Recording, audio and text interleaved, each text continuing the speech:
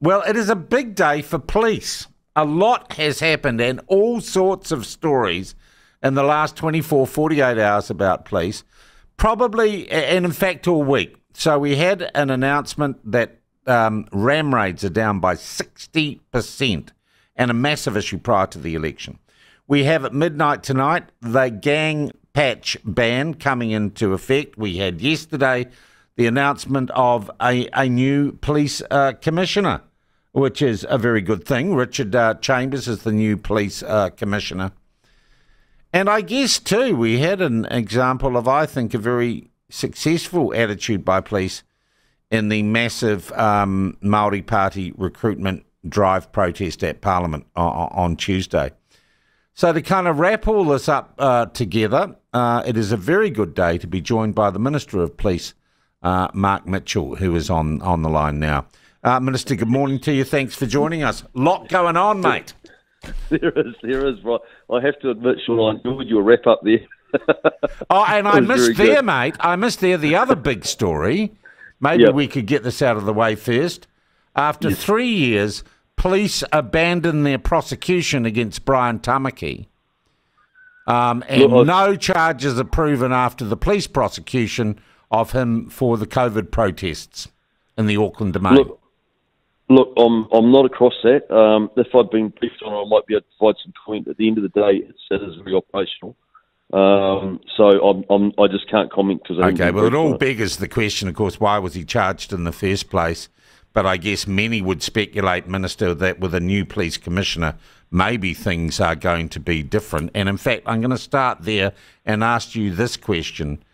Will the way the police operate in New Zealand and their attitude change with a new police commissioner?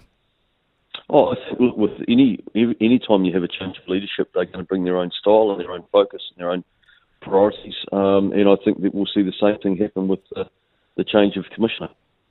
How do you get on with Richard Chambers? Oh, very well. Look, I didn't know him that well before I came into politics. I had a policing career myself. We both served at the same time, but we never served together. He was, in different areas, but it's very apparent that he has got the support of the front line, which is extremely important at the moment. And and he's got when you look at his CV, it's hugely impressive, and he's a genuine leader. The PSC ran the process, but he shone at every point. So I'm really excited about him coming in and taking over as commissioner. And as you can see, he is, and he just wants to get going. Will he talk to us? Costa never did. I don't know. I'm not going to interfere with that. Okay, we're going to ask him for an interview because I think it's an important job, and I think our audience are interested in hearing from him. And we hope the attitude that we've had from Police National Headquarters, which has been incredibly uncooperative over the last 3 years, we hope that changes.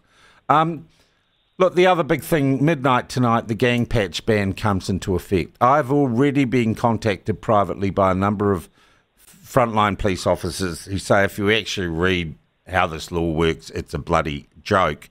Can you take us through how do we know what gang patches are banned and what happens if someone wears a banned gang patch? What is the process before anything actually happens to the person who wears that gang patch? Well, I mean, gang patches now, it's not a new law. Gang patches right now are banned from being worn or displayed in schools and hospitals and government buildings.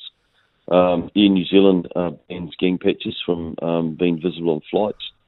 Some marais around the country ban them. Cemeteries ban them. It's not a new law. We're just expanding it to public places, and it quite simply means what it says is it's illegal now in this country. And by the way, the law came into effect at midnight last night, Sean. There's already been some enforcement action up in the Hawke's Bay. Oh, tell us about that. I wasn't aware of that. What's happened? I don't have all the complete details on it, but apparently the gangs came out at midnight to display their insignia, and there was enforcement action taken. So, no, I don't believe for 1 minute that it's toothless. And what is the charge? What is the possible penalty for wearing a gang patch then? Well, there is a term of imprisonment. There is a fine. It can be obviously the gang patch will be banned and destroyed. So there's definitely. But hang on. How long is the process before you can take someone's gang patch off them? Because presumably you first have to issue a warning, right? No, they can take it off them straight away. Are they going to? Well, that's up to them. But the one thing I would say No. You tell me. You answer the question for me. Will police immediately take gang patches off people who wear them? Yes, they will. Yes, they will. Then we're not going to go through a process of a warning and then you deliver a letter saying you were observed wearing a gang patch? Because I'm hearing from frontline officers, God, for us to actually get to the point of taking someone's gang patch is going to take an awfully long time. So the police will take the gang patch there and then. It's like any law that we have on our statute books, and this has happened forever, is that police will choose whether or not to enforce the law at the time based on public safety and their safety, or whether they'll do follow-up enforcement action. But yes, if they can, they'll take the patches at that time. In terms of the comment that I was making about around whether gangs will decide, if they decide not to comply, then there'll be enforcement action against them. If they decide to comply, then there won't be. All right. How do we know, and if we remember the public and we want to dob in a gang member for wearing a gang patch, are we going to publish a list of the gang patches that are banned?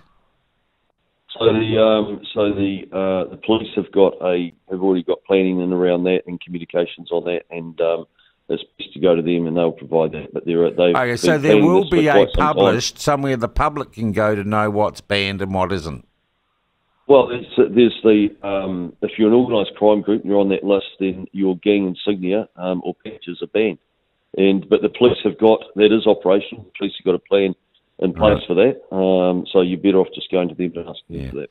So would this apply also, I'm wondering, to symbology or things for terrorists? And I'm thinking about the old tea towel that a lot of the Green Party MPs wear. I'm thinking about Hamas symbology, ISIS flags. Are they banned too? Well, if they're part of an organised criminal group in New Zealand, you have a ban, then you'll be, whatever your insignia or your patches will be banned. At the moment, no, none of that is. And by the way, I mean the shemagh and things like that. That's something that is a cultural thing all around the Middle East. The Green Party. A lot of people say gang patches are a cultural thing all around New Zealand, Minister, to be honest. Are we going to keep a tally? Can you keep us updated on how many gang patches have been confiscated and destroyed? Well, I think you put to a cultural issue. I think that if the culture is one where you have to show that you can perpetrate violent offending to earn the right to wear a gang patch with a trail of tears and victims behind it, it's not a culture that we should be putting up with or we should be supporting in New Zealand. And that's exactly why we're taking the action that we're taking. All right. I hear you.